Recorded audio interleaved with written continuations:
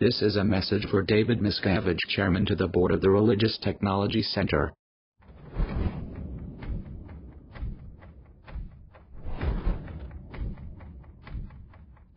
Congratulations, David. It only took 18 months for you to finally say anything in your defense, and all it took was for 4 of your former trusted lieutenants to finally step forward and tell the truth about you. We're still waiting for you to provide information annihilating the credibility of your accusers. However, all we've seen so far is this. But he's the one who's saying that David Miscavige beat these people, and he's saying that David Miscavige beat the exact same people that he beat. And that's what pisses me off. Because this guy is a fucking lunatic, and I don't have to explain how or why he became one, or how it was allowable. The fact is he's saying David Miscavige did what he did. Not once, not twice, but 50 times to 22 people where the people are still around, and they can attest to it, and there are witnesses to it. And the instances that you're saying that Mr. Miscavige engaged in aren't that way.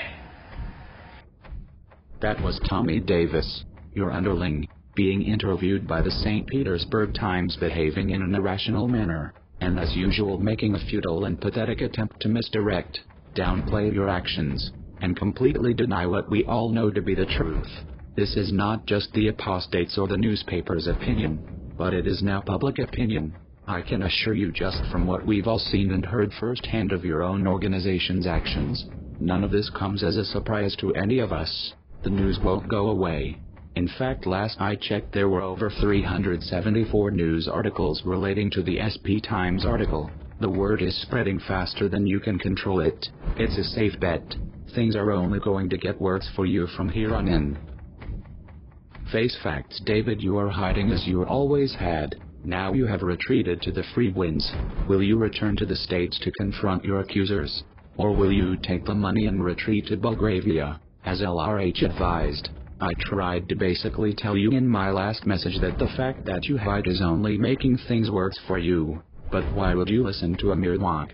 As you hid in your fortress in Hammett and punished your followers with abuse and degradation in the Rehabilitation Project Force. Perhaps you should have considered renaming the RPF with a more appropriate and accurate name, the Retribution Project Force. After all, anyone close to you who has displeased you has had to face some sort of retribution, haven't they? Is that not what LRH taught? It can easily be construed that retribution within Scientology philosophies is a form of self-defense. I can assure you of this much. Because of all your aggressive behavior in the past, those you have hurt now seek retribution of their own, and they most assuredly deserve it. They don't just want retribution or justice, they demand it. Let's say you did stand trial for your abuses. Let's say you were to see the inside of a prison cell. How do you think the world would react?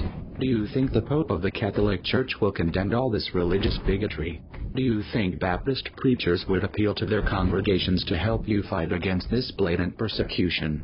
Do you think Buddhist monks will light themselves ablaze in protest of the grave injustice of your incarceration? Do you think Muslims will even blink at the imprisonment of the altruistic leader of the most ethical group on the planet? Do you think news agencies will report that you are somehow being treated unfairly? I think you know the answer to that. I think you know deep down that you are reaping what you have sown. If you were anyone else, you might get a shred of sympathy from the world, but truthfully you don't have many allies left. You have a handful of fanatical followers, brainwashed celebrities, and ordinary people who have learned to fear your fair game policy. But in the coming months, as you see those numbers dry up, you will find those months even more difficult than the previous 18. TikTok David.